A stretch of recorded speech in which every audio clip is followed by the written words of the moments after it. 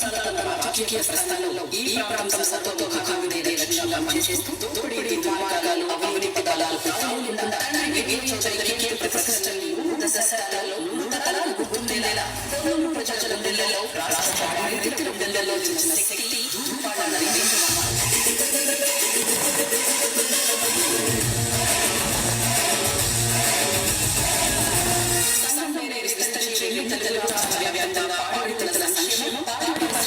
అభివృద్ధికి కృషి చేస్తూ ఎంతో మందికి ఉద్యోగవాది వ్యాపార అవకాశాలు కల్పిస్తూ ప్రజల్ని కుటుంబాలను పాలిస్తూ ప్రజల హృదయాల్లో విశేష స్థానం సాగించిన సీనియర్ రాజకీయ నాయకుడు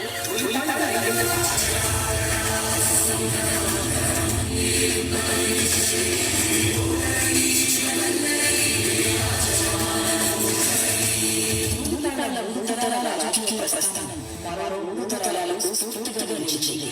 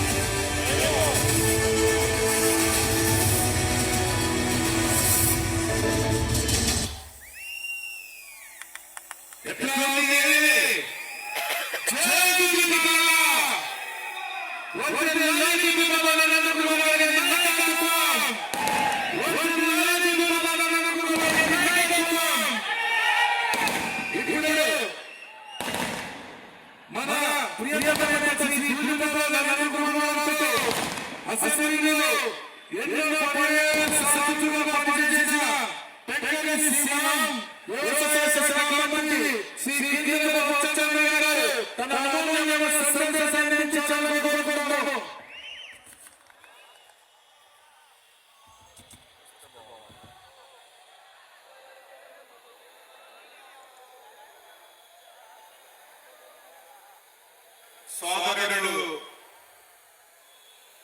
గౌరవ శాసనసభ్యుడు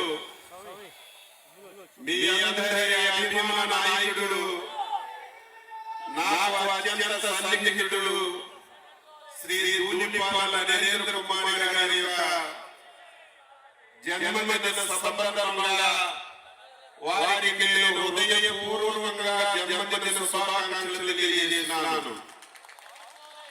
జన్మదిన సందర్భంగా ఆయన ఇష్టం లేకపోయినా అభిమానుల యొక్క ఒత్తిడితో ఈ కార్యక్రమాన్ని ఏర్పాటు చేశారు.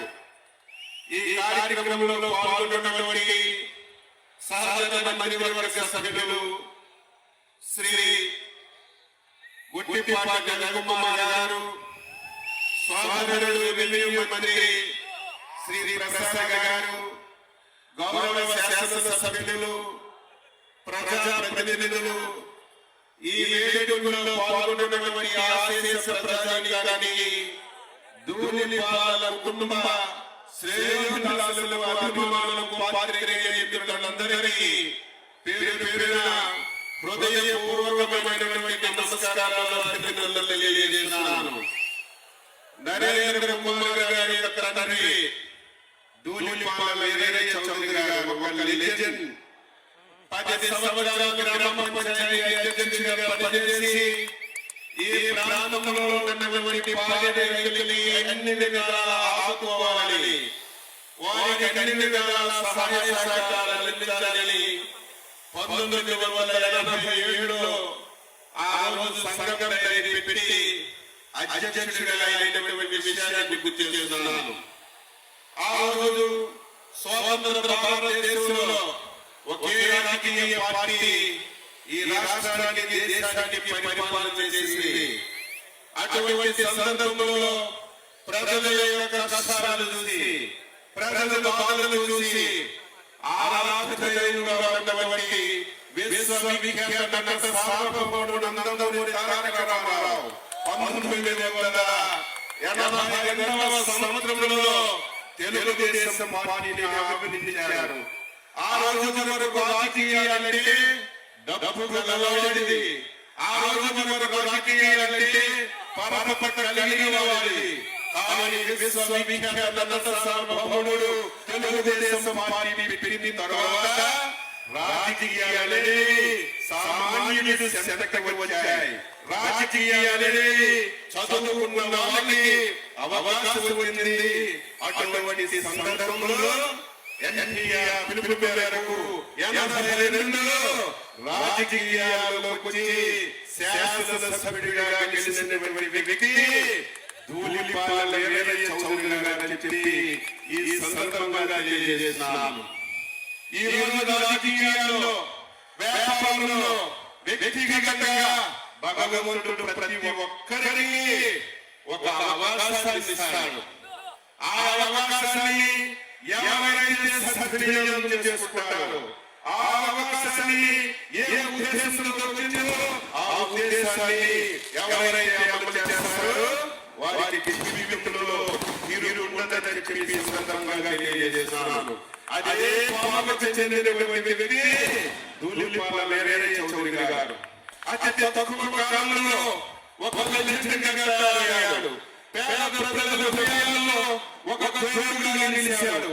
ఎవరికి సమస్య ఉన్నా, ఎవరికి ఇబ్బంది ఉన్నా ఆయనే సమస్య దగ్గరికి వెళ్ళి, ఆయనే ఇబ్బంది దగ్గరికి వెళ్ళి పరిష్కారం చూపి అతి తక్కువ రోజుల్లోనే ఒక మహానాయకుడిగా నిలిచినటువంటి వ్యక్తి ధూళిపాల వీరయ్య చౌదరి గారిని గర్వంగా ఈరోజు చెప్పదలుచుకున్నాను. దురదృష్టవశాత్తు ధూళిపాల వీరయ్య చౌదరి గారు యాక్సిడెంట్లో చనిపోయారు. ఈ పేద ప్రజలు అనుకున్నారు రాజకీయాల్లో వీరయ్య చౌదరి గారు చనిపోయారు, మా పరిస్థితులేంటి, మా బాధలేంటి, మా ఓడు ఎవరు వింటారంటే ఆ రోజు చదువుకున్న వ్యక్తిగా ఆయన ఆలోచన వేరేగా ఉంది.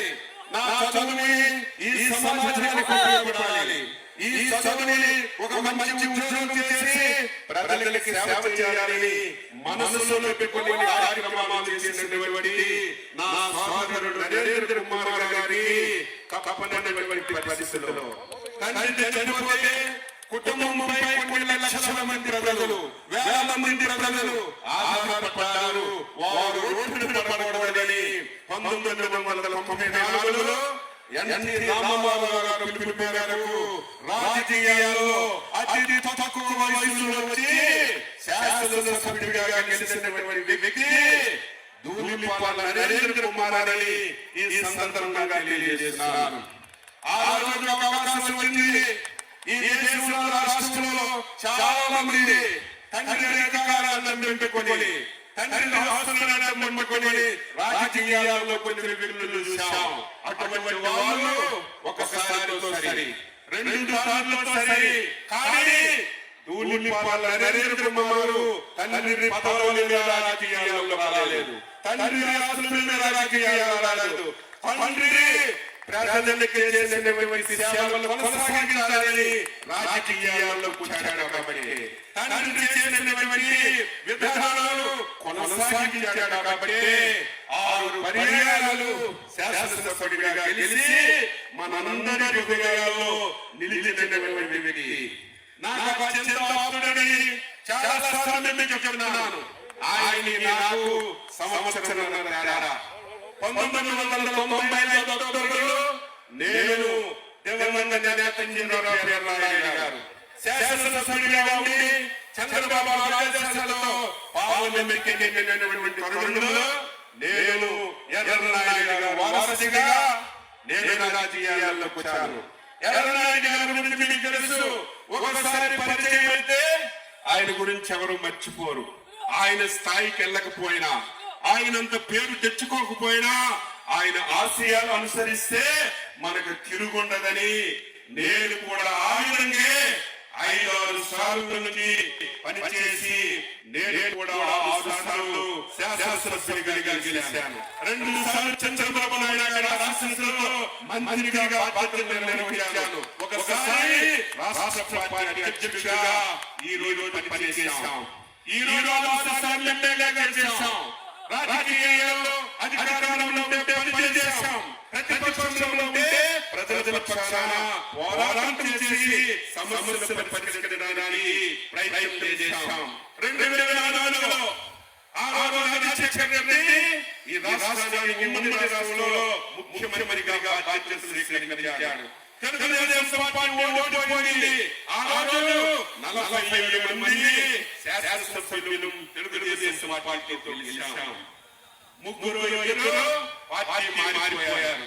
నలుగురు పూర్తిగా అసెంబ్లీకి వచ్చేవాళ్ళు కాదు.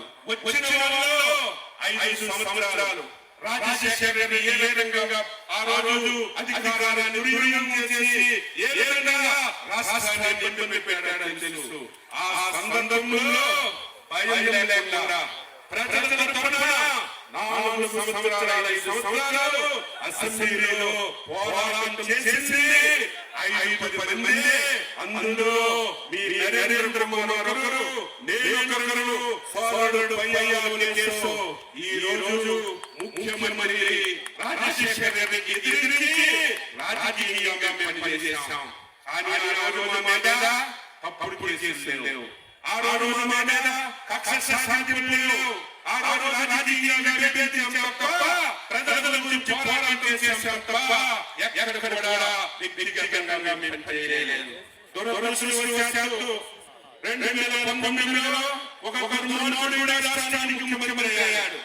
ఆయన ముఖ్యమంత్రి అయిన తర్వాత ఒక చెడు ఆలోచనతో పనిచేశాడు. ఈ రాష్ట్రానికి నేనే 30 సంవత్సరాలు ముఖ్యమంత్రిగా కావాలి, ఈ రాష్ట్రానికి ఏదో ఒక పార్టీ ఉండాలని 5 సంవత్సరాలు ఎన్ని ఇబ్బందులు పెట్టారో తెలుసు. 5 సంవత్సరాలు ఎంతమంది కేసులు పెట్టారో తెలుసు. అందులో బాధితులు నేను బాధితుడైతే నా సోదరుడు బాధితుడు. ఆయన 50 రోజులు జైల్లో ఉంటే నేను 50 రోజులు ఉన్నాం. జగన్మోహన్ రెడ్డి ఉన్నాడు. అచ్చెన్నాయుడు అరెస్ట్ చేస్తే, తూనిపాల నరేంద్ర మోదీ అరెస్ట్ చేస్తే తెలుగుదేశం పార్టీని నిందబెట్టొచ్చు, తెలుగుదేశం పార్టీని లీడ్ చేయను.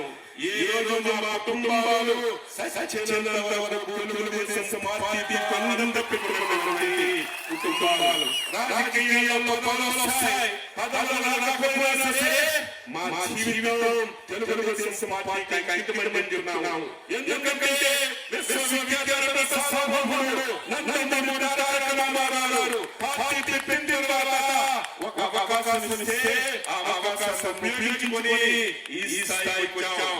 ఆ రోజు మనం అరెస్ట్ చేసినా సరే, జైలు పెట్టినా సరే 5 సంవత్సరాలు ప్రజల పక్షాన పోరాటం చేసి తెలుగుదేశం పార్టీకి అండగా ఉండి మళ్ళీ 124 స్థానాలలో అధికారంలోకి తీసుకొచ్చిన విషయాన్ని ఈ సందర్భంగా గుర్తు చేస్తున్నాను. ఏదేమైనా సరే ఈ రోజు ఏర్పాటు చేసిన సభ నాకు ఆనందాన్ని ఇచ్చింది. ఒక మంచి వ్యక్తి, కల్మషం లేని వ్యక్తి సమాజానికి సేవ చేయాలి. ఈ రోజు ఏదైతే సంఘంగా అయింది, దాని ద్వారా చాలా మంది ఉపాధి ఇస్తున్నాడు, ఉద్యోగావకాశాలు ఇస్తున్నాడు. రాజకీయంగా నియోజకవర్గాన్ని, ఈ జిల్లాని, రాష్ట్రాన్ని అభివృద్ధి నడిపించాలని తన వంతు సహకారం అందిస్తున్నటువంటి సీనియర్ నేత, అనుభవం కలిగినటువంటి వ్యక్తి సోదరుడు నరేంద్ర మోదీని ఈ సందర్భంగా తెలియజేస్తూ ఆయన పుట్టిన వేడుకల్లో పాల్గొనడం మేము ఒక అదృష్టంగా భావిస్తున్నాం.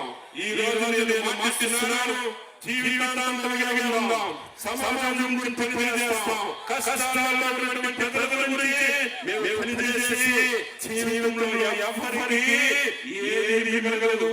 అధికారం శాశ్వతం కాదు, పదవులు శాశ్వతం కాదు, డబ్బు శాశ్వతం కాదు. ఎవరికైనా శాశ్వతం అనేది 10 మందికి ఉపయోగపడి ప్రజలకు ఎవరైతే ఉంటారో వాళ్ళే శాశ్వతంగా ఉంటారు. వాళ్ళే నిజమైనటువంటి నాయకులు. ఆ ఆశస్సులని మా తండ్రులు, మా సోదరులు మాకిచ్చారు. ఆ ఆశయాన్ని ఈ రోజు మేము పనిచేసి మీ అందరి హృదయాల్లో చిరస్థాయిగాని మేము మనస వాచ కర్మణ పనిచేస్తామని చెప్పి మీ అందరికీ తెలియజేస్తూ మరొకసారి నా సోదరుడికి హృదయపూర్వకమైనటువంటి జన్మదిన శుభాకాంక్షలు తెలియజేస్తూ ఆయనకి సంపూర్ణ ఆయురారోగ్యాల భగవంతుడికి ఇంకా ప్రజలకి సమాజానికి సేవ చేయడానికి శక్తినివ్వాలని చెప్పి కోరుతూ అందరికీ మరొకసారి అభినందనలు తెలియజేస్తూ సెలవు తీసుకుంటున్నాం. జై హింద్, జై తెలుగుదేశం.